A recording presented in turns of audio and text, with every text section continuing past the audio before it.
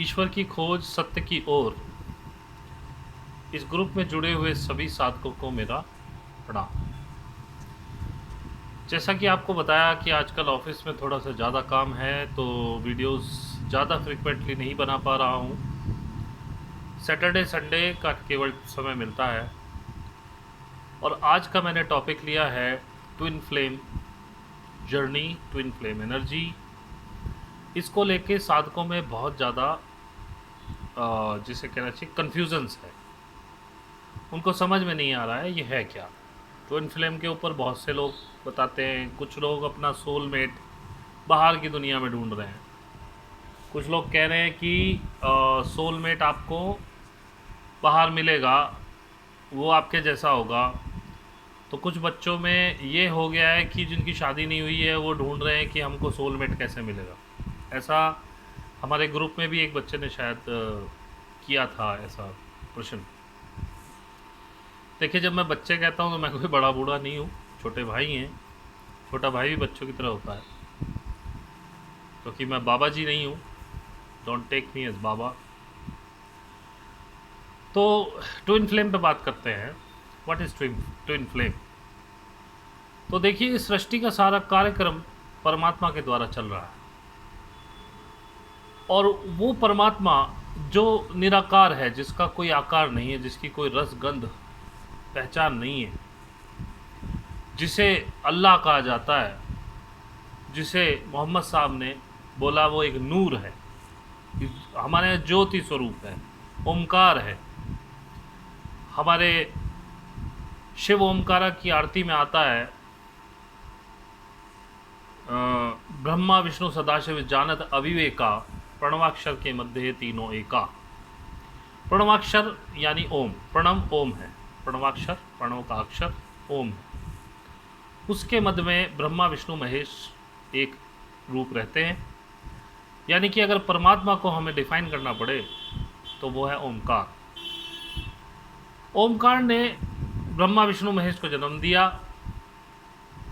शिव यहाँ सहस्रार पर सदाशिव रहते हैं।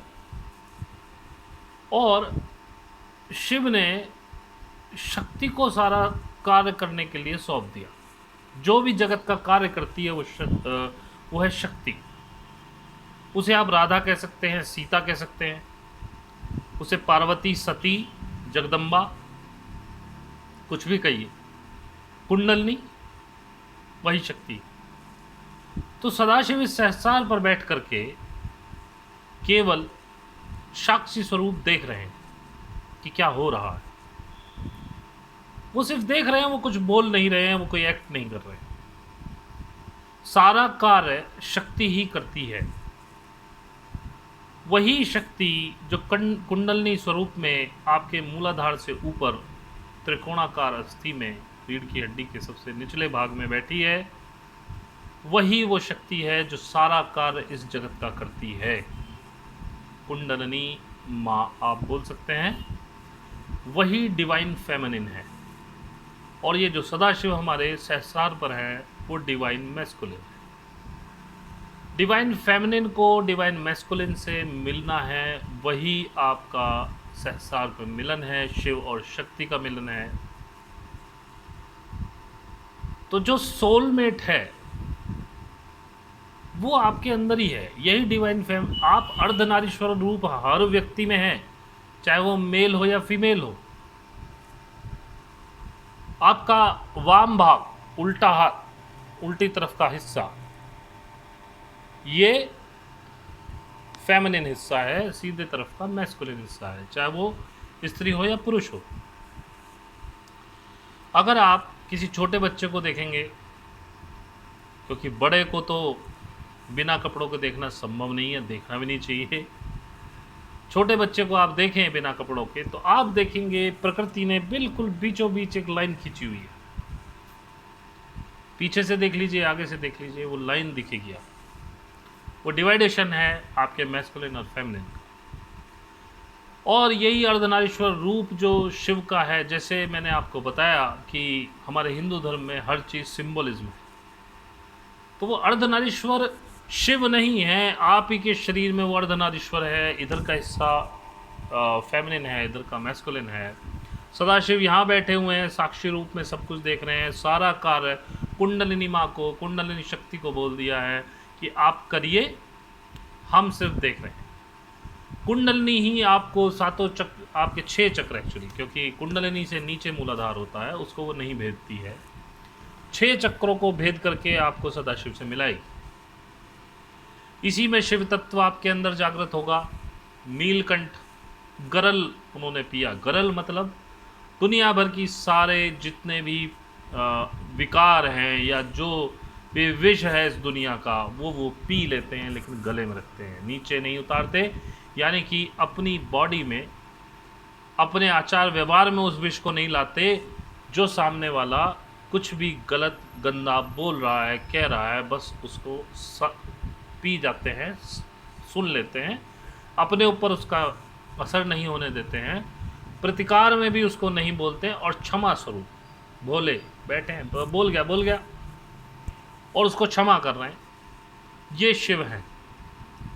शिव की जटा से गंगा निकली, गंगा का मानवर्धन किया है। गंगा को बहुत अहंकार था कि मैं जाऊंगी जिसके ऊपर, वो पृथ्वी पे गिरूंगी तो ख़त्म हो जाएगी पृथ्वी, तो उसको वहाँ जटाओं में बांधा है जो किसी से बंधने वाली नहीं थी। अब उस गंगा का इस शरीर में क्या है, जब आपका भ्रमरंध्र खुल जाएगा तो वो जो एनर्जी, ऊपर की एनर्जी नीचे, और नीचे की एनर्जी जो आपका आत्मसात उस डिवाइन एनर्जी के साथ हो, यही गंगा स्वरूप निकलेगी आपकी बॉडी से। यही गंगा है, सहस्त्रार को छेद करके जो निकलेगी वही गंगा है। थर्ड आई एक्टिवेट हो जाएगी अपने आप, आज्ञा चक्र पे जाएंगे तो बॉडी आपको एक्टिवेट कर देगी। मैंने शायद आपको पहले भी बताया था कि जहाँ मैंने ये तिलक लगाया है, और मैं बताऊंगा कि श्री माता जी ने बोला कि ये तिलक लगाना है, इससे आज्ञा एक्टिवेट होता है। सिंदूर का तिलक लगाना है, खास सिंदूर का, इसमें पारा होता है, इससे पीनियल ग्लैंड और ज़्यादा चलती है, हील होती है। दूसरी बात, वो कहती हैं कि यहाँ पर आज्ञा चक्र पर ईसा मसीह का स्थान है, तो इस तिलक को आप ऐसे मान के लगाइए कि जैसे कि आप ईसा मसीह का खून लगा रहे हैं। हम उनको याद कर रहे हैं, अपना आज्ञा ठीक कर रहे हैं। और मैंने आपको पहले बताया था, जब शिव स्वरूप आप होने लगते हैं, मेरे यहाँ तो एक ये जहाँ ये तिलक है, यहाँ पर एक आई दिखाई देती है, वो तिलक दिखाई देता है काल में से, थोड़ा सा सामने से नहीं, हल्का सा ऐसे करके दृष्टि शीशे में देखता हूँ, तो जब ऐसे करके उस पर रोशनी पड़ती है तो वो उभरा हुआ हिस्सा मेरी वाइफ को भी दिखाई देता है।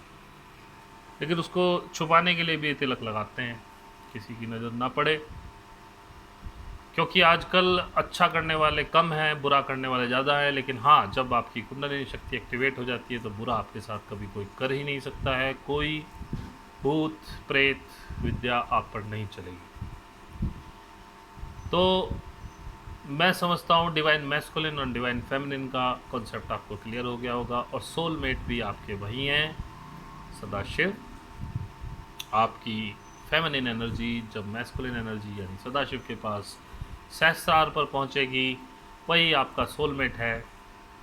ये कॉन्सेप्ट है, कहीं बाहर, इस शरीर के बाहर किसी को मत ढूंढिए, कोई सोलमेट नहीं है, सबके सोलमेट अपने शरीर के अंदर हैं।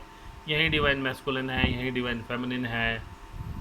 तो क्योंकि ये शरीर ही सब कुछ है, ये पूरा संसार, पूरा ब्रह्मांड है, इसका एक्सपीरियंस करने के लिए आपको भेजा गया है। मौत शाश्वत सत्य है, और ये जो फिज़िकल बॉडी जिसमें आप अब बैठे हैं, जिसमें आप मुझे देख रहे हैं, मैं आपको देख रहा हूँ, ये सबसे बड़ी छलावा है।